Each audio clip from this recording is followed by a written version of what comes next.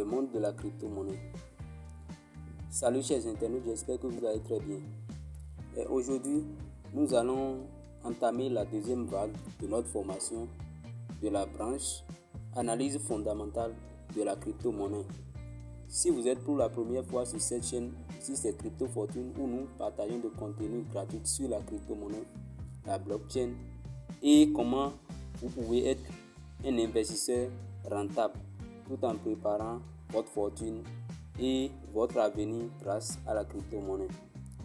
Aujourd'hui, nous allons aborder le point qui est très crucial, qui est l'équipe derrière un projet en crypto-monnaie. Et vous devez savoir, selon ce que nous, on a cherché ici, ce que nous on a à notre disposition ici, ça ne tourne qu'autour de 10 points clés. Le premier point sera le fondateur, le deuxième point sera le développeur de la blockchain, le troisième point sera architecte de sécurité et le quatrième point, le directeur de la technologie, cinquième point, directeur de marketing, sixième point, directeur des opérations COO, septième point, économiste des tokens, huitième point, expert en régulation et conformité, neuvième point, communauté, gestionnaire de communauté ou gestionnaire de communauté en fait. Et puis dixième point, on va nous parler de conseil. Chers amis, commençons la vidéo. Vous devez savoir que une équipe est très cruciale pour tout un projet. Avec une équipe fragile ou bien une équipe qui n'est pas aussi si solide est déjà vouée à 50% d'échec car il n'y a aucune preuve de confiance dans le projet en quelque sorte. Donc c'est très crucial, comme vous le savez déjà, que tout projet doit avoir une communauté et une équipe, du moins une équipe qui est derrière ça, qui soutient ça. Ça va vous renforcer en quelque sorte et vous donner de conviction à investir ou à ne pas investir. Le premier point qui parle de fondateur ou bien CEO, c'est la personne qui est à l'origine du projet. C'est la personne qui est responsable de vision globale et la stratégie de la crypto-monnaie.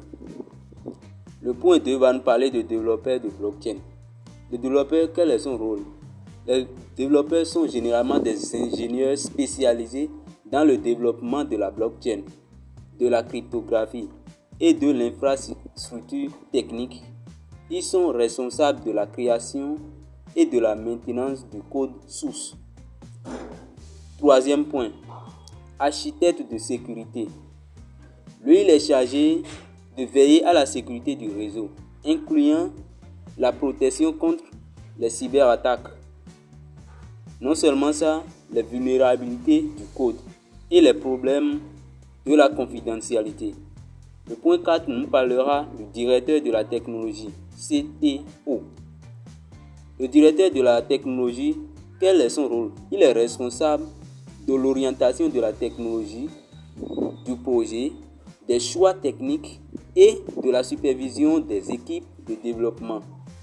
Le point 5 nous aborde plutôt le directeur de marketing qui est CMO. Lui, il gère les efforts de marketing, la communication et la promotion de la crypto-monnaie. Il assure que la communauté est engagée et que le projet gagne en visibilité. C'est lui son rôle ça. C'est souvent lui qui se charge de publier sur le projet, de faire le marketing du projet sur les différents réseaux sociaux que vous voyez déjà. Le sixième point aborde le directeur des opérations COO. Lui, quel est son rôle? Il supervise les opérations quotidiennes du projet, assurant que tout se déroule sans encombre selon les plans. Parce que tout projet, il doit avoir un plan bien tracé, une feuille de route claire. Septième point parle de l'économiste des tokens. Et lui, quel est son rôle? L'économiste token Lui conçoit la structure économique de la crypto-monnaie, y compris la distribution des tokens, les incitations pour les utilisateurs et la gestion de l'inflation ou de la déflation. Très très important à savoir, parce que dans la suite vous allez mieux comprendre. Suite à des exemples concrets que nous allons donner, vous allez mieux comprendre ces points-là. Le point 8. Expert en régulation et conformité. Et quel est lui son rôle?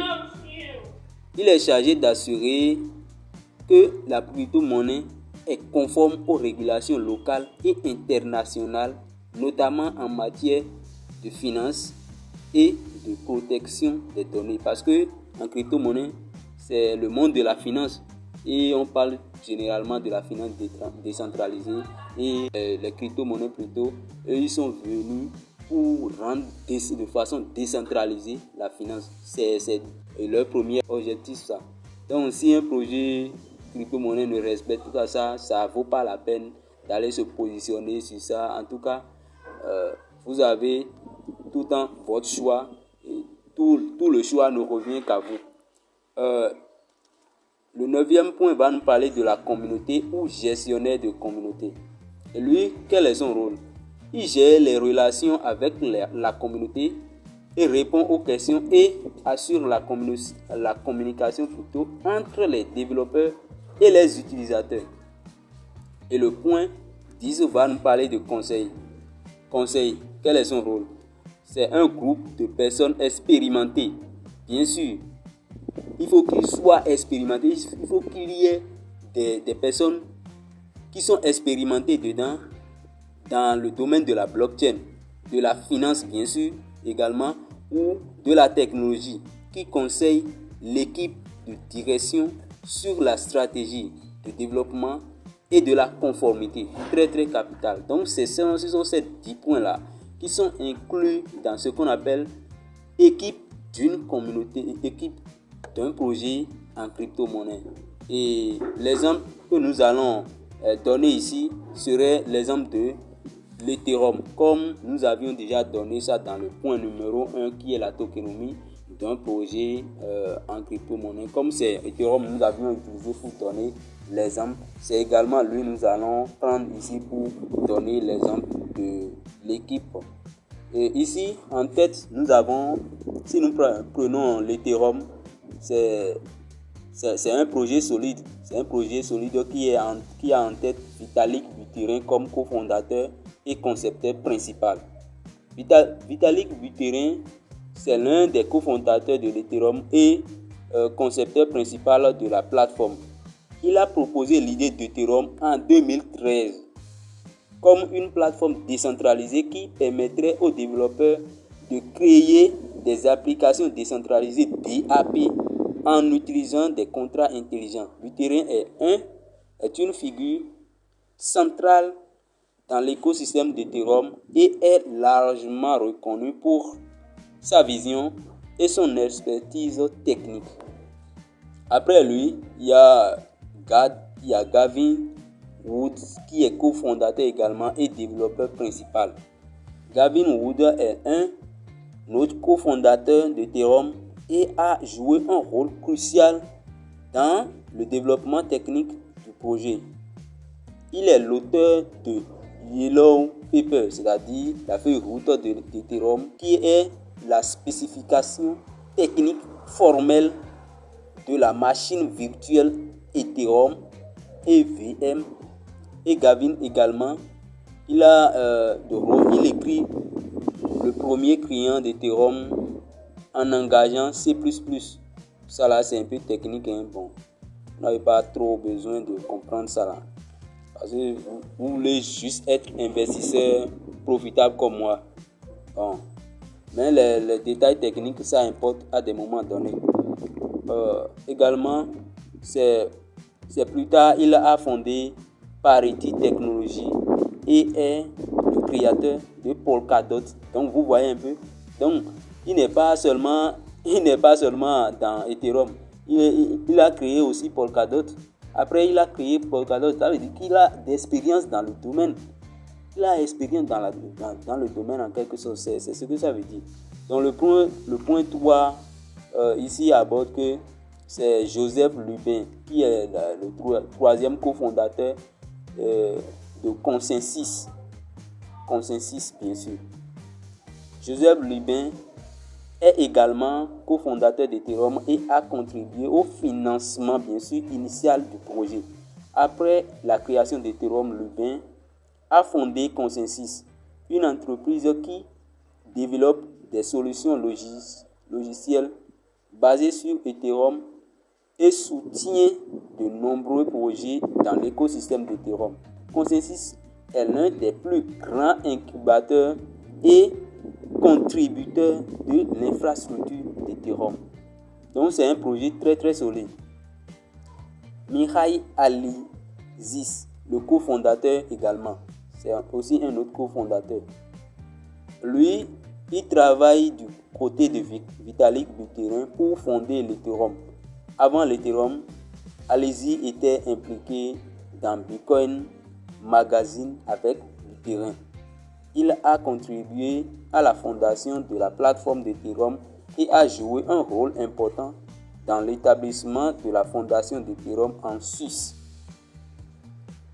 La cinquième personne, Anthony Di Lorio.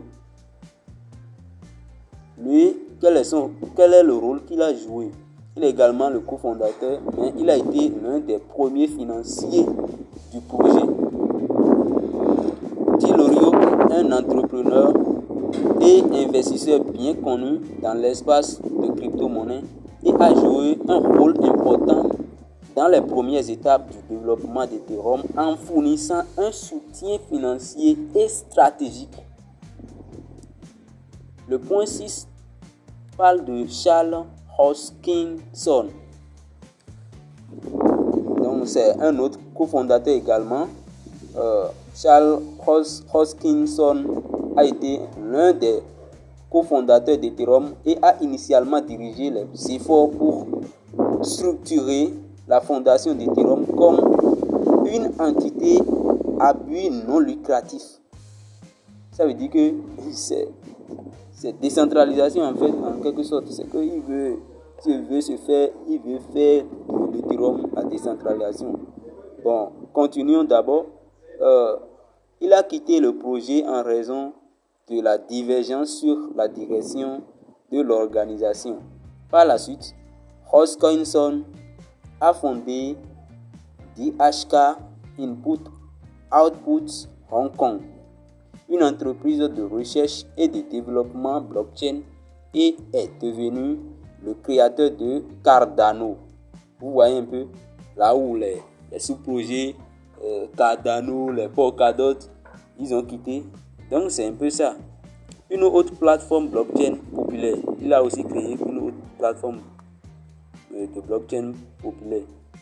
Amit Chetri, qui est le 7e cofondateur. Amit Chetri a été impliqué dans les premières étapes du projet Ethereum et a contribué à sa fondation. Cependant, il a pris ses distances par la suite pour se concentrer sur d'autres projets, laissant son rôle dans Ethereum relativement discret par rapport aux autres cofondateurs. Donc c'est un peu les points essentiels, le fondement, c'est-à-dire l'équipe de l'Ethereum en quelque sorte. Bon, je ne suis pas censé de tout connaître. Si vous avez aussi d'autres points que je n'ai pas pu aborder dans cette vidéo, veuillez me faire bien sûr parvenir en commentaire. Alors, c'est la fin de cette vidéo. N'oubliez pas de vous abonner, de liker et de partager pour soutenir mon travail. Partagez surtout la vidéo là parce que vos quotidiens en ont besoin pour avoir des bases nécessaires. Là, vous n'aurez plus les mêmes perceptions quand les gens parleront de crypto-monnaie à côté de vous ou bien autour de vous. Merci, à la prochaine.